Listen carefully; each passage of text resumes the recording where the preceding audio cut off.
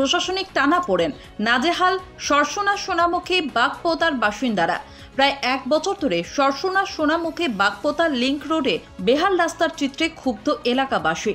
দীর্ঘদিন ধরে রাস্তায় বড় বড় গর্ত তৈরি হয়েছে, যার ফলে যান চলাচল কার্যত অচল হয়ে পড়েছে। স্কুল পড়ুয়া শিশুরা প্রাণ হাতে করে প্রতিদিন যাতায়াত করছে। বর্ষার সময় হলে পরিস্থিতি আরও ভয়াবহ। 1 হাঁটু জল জমে যায় রাস্তার উপরে, যার ফলে দুর্ঘটনার সম্ভাবনা আরও বেড়ে যায়। এলাকাবাসীরা জানিয়েছেন, বারবার কাউন্সিলরের কাছে আবেদন জানানো সত্ত্বেও কোনো কার্যকরী পদক্ষেপ নেওয়া হয়নি।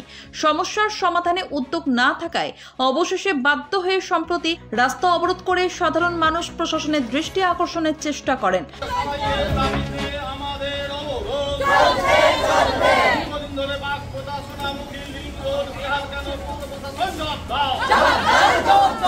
কারণ আমাদের এই রাস্তাটা দীর্ঘ বহু বছর ধরে আমরা এই যন্ত্রণা ভোগ করছি।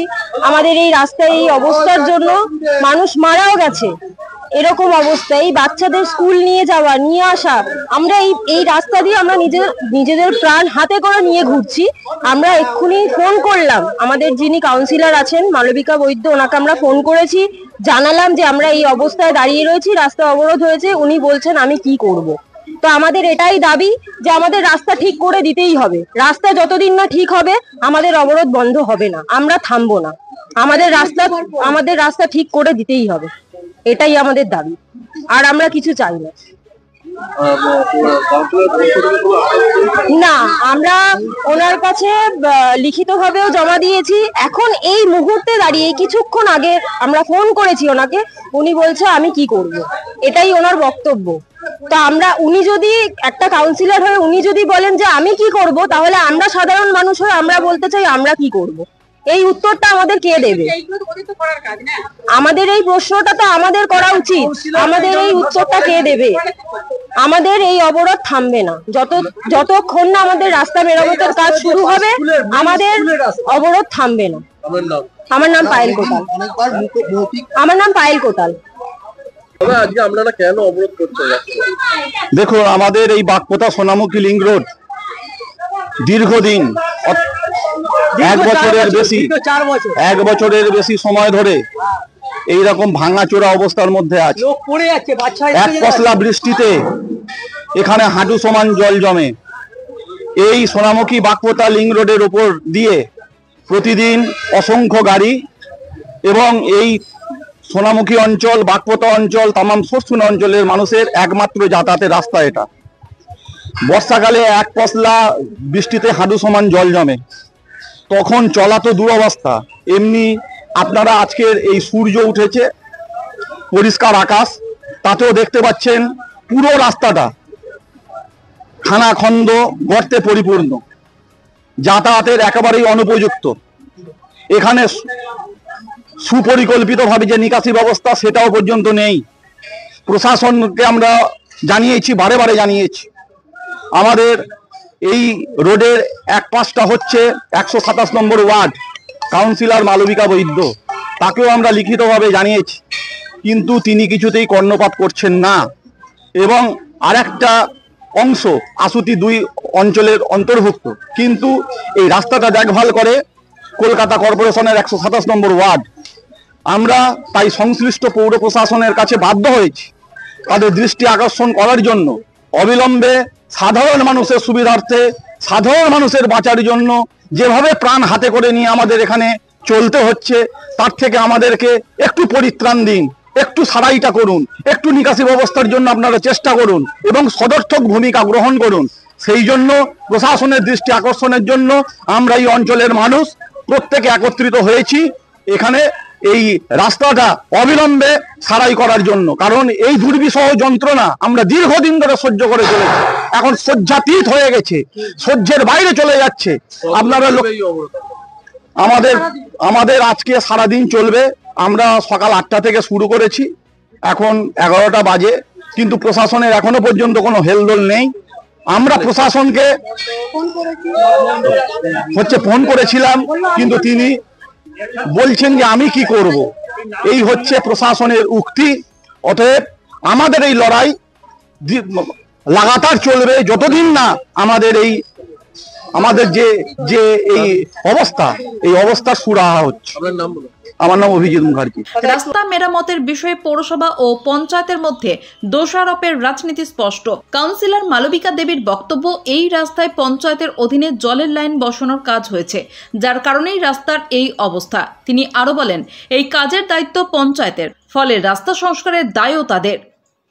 অন্যদিকে পঞ্চায়েতের সহসভাপতি বিপ্লব মণ্ডল পাল্টা অভিযোগ করে বলেন, এই জলের লাইনের কাজ করেছে রাজ্য সরকারের অন্তর্গত পিএইচই ডিপার্টমেন্ট এবং এটি হয়েছে কলকাতা পুরসভার অনুমতি নিয়ে। কাজ শেষে সংশ্লিষ্ট অংশে রিনোভেশনও করা হয়েছে। তার দাবি, স্থানীয় কাউন্সিলর মালবিকা দেবী না জেনেই দায় ঝেড়ে ফেলছেন এবং নিজস্ব দায়িত্ব সঠিকভাবে পালন করছেন না। বাগপোতা লিংক রোডের বাঁ দিকটা হচ্ছে কর্পোরেশন আর ডান দিকটা হচ্ছে পঞ্চায়েত।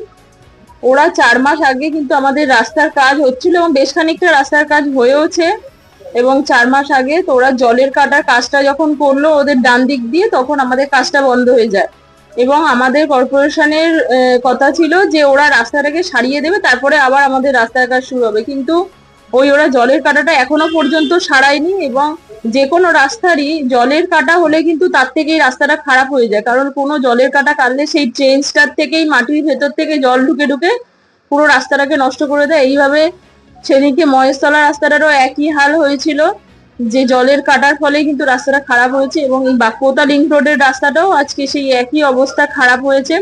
এবং আমি কিন্তু সকাল থেকে চেষ্টা করে যাচ্ছি যত তাড়াতাড়ি সম্ভব যাতে রাস্তাটা করে দেওয়া যায়। আমি ডিপার্টমেন্টের সাথে এবং আমাদের এমআইসি অভিজিৎ মুখার্জি এবং আমাদের এমআইসি কিন্তু এই কাজে আমাদের খুব সহযোগিতা করে। যে কোনো বিপদেই আমরা যখন পড়েছি এবং রাস্তা সারের কাজে উনি সঙ্গে সঙ্গে সহযোগিতা করেছে। আমাকেও দাদা সকাল থেকে 3-4 বার ফোন করেছে এবং আজকে দুপুরবেলায় সরকারি আধিকারিকরা যারা আছেন তারা আসার কথা, এবং আমরা দেখছি যত তাড়াতাড়ি সম্ভব রাস্তাটা সারাই করে দেব। এবং আমাদের এর আগেও বলেছিলাম যে পঞ্চায়েতকে আপনারা তাড়াতাড়ি আপনাদের জলের কাটাটা সারিয়ে দিন, আমরা আমাদের রাস্তাটুকুনি সারিয়ে দেবো। কিন্তু ওরা জলের কাটা এখনো পর্যন্ত সারায়নি। ওরা পরে একটু ঝামা ফেলেছিল, কিন্তু ঝামাগুলো আবার মাটির নিচে ঢাকা পড়ে গিয়ে বা কোনো কারণে মানে ঝামাগুলো সরে গিয়ে রাস্তাটা আবার নষ্ট হয়ে গেছে। হ্যাঁ, ওখানে তো নিকাশি নালার কোনো ব্যবস্থাই নেই। এবং আমাদের পুজোর পরে আন্ডারগ্রাউন্ড সোয়ারেজের কাজ হবে এবং সোয়ারেজের কাজ হওয়ার পরে হয়তো আমরা এই সমস্ত সমস্যা থেকে মুক্তি পেতে পারি, এবং এই রাস্তাটা যত তাড়াতাড়ি সম্ভব আমরা সারিয়ে দেওয়ার চেষ্টা করছি। মালবিকা বৈদ্য, 127 নম্বর ওয়ার্ড, কলকাতা কর্পোরেশন। অ্যাকচুয়ালি আমি প্রথমেই বলি যে কাউন্সিলর যে কথাটা বলছে অ্যাকচুয়ালি উনি হয়তো ঠিকঠাক জানেন না। তার কারণ হলে এই যে কাজটা করেছে পঞ্চায়েত করেনি, এটা করেছে জনস্বাস্থ্য কারিগরি দপ্তর, পিএইচই ডিপার্টমেন্ট। পিএইচই ডিপার্টমেন্ট কেএমসির সঙ্গে কথা বলেছে, কেএমসি অর্ডার দিয়েছে, তবেই এই রোড কাটিং হয়েছে। এবং সেখানে বলা হয়েছিল এই রোডটা খুব বেশি হলে পিএইচই কেটেছে 1.5 ফুটের মতো, কিন্তু রোডটা আছে প্রায় 14 থেকে 15 ফুট। রোডটার অবস্থা 14-15 ফুটই খারাপ ছিল, তার মধ্যে 1.5 ফুটের মতো পিএইচই কেটেছে এবং সেটাকে রিনোভেশন করে দেওয়ার দায়িত্ব পিএইচই। এবং পিএইচিকে আমরা বারবার বলেছিলাম, ওরা অলরেডি ওই ঝামা ব্যাট দিয়ে কাজটা করছিল, তারপরে বৃষ্টি এসে যায় যার কারণে কাজটা ঠিকঠাকভাবে হয়নি। কিন্তু এই ঝামা ব্যাটসের কাজের পর রোলিং হওয়ার পর এটা কেএমসির সঙ্গে যেটা কথা হয়েছিল সেটা কেএমসির কাছ থেকে তাদের রেডিমিক্স নিতে হবে, রেডিমিক্স নিয়ে ওইটুকু ওই 1.5 ফুট জায়গা পিচ করে দেওয়ার কথা। কিন্তু 1.5 ফুট জায়গা যদি পিচ করে দেয় তাহলে আর যেটুকু রাস্তা পড়ে রয়েছে সেটার দায়িত্ব কি কেএমসি বা কাউন্সিলর নেবে? নাহলে কে নেবে? পঞ্চায়েত নেবে? আমার বক্তব্য এটাই যে দেখুন, উনি হয়তো জানেন না, আমি কাউকে দোষারোপ করতে চাইছি না, কিন্তু ব্যাপারটা আগে জেনে পুরো বিষয়টা সবকিছু বিচার বিবেচনা করে তবে বলা উচিত। কোনো ক্ষেত্রে আমি কাউকে দোষারোপ করবো না, তবে এইটা সম্পূর্ণ কোনো পঞ্চায়েতের ব্যাপার নয়, জনস্বাস্থ্য কারিগরি দপ্তরের সঙ্গে কেএমসির ব্যাপার। এই নিয়ে আমরা না কথা বলাটাই ভালো। কিন্তু উনি তো নির্দিষ্টভাবে বলছেন যে পঞ্চায়েতের কাজ, ওই কাজটা পঞ্চায়েতের কাজ এবং ওই কাজের জন্যই রাস্তা। পঞ্চায়েতের কাজ কে করছে? জল দেওয়ার কাজটা তো পিএইচই করে। উনি তো জানে না, জনস্বাস্থ্য কারিগরি দপ্তর তো আর পঞ্চায়েতের স্পেশালি কোনো ডিপার্টমেন্ট নয়, এটা তো রাজ্য সরকারের ডিপার্টমেন্ট। রাজ্য সরকারের দপ্তর, জনস্বাস্থ্য কারিগরি দপ্তর। তাই এখানে আমার মনে হয় এই কথাগুলোর কোনো যুক্তিযুক্ত কারণ নেই। সাধারণ মানুষের বক্তব্য, প্রশাসনের টানাপোড়েনের মাঝখানে নাজেহাল হয়ে পড়েছেন তারা। দিনের পর দিন অবহেলিত রাস্তায় দুর্ভোগ বেড়েই চলেছে। এখন দেখার বিষয়, নাগরিক ক্ষোভ কতটা জোরালো হলে কর্তৃপক্ষের টনক নড়ে এবং এই রাস্তার বাস্তব সমাধান হয়।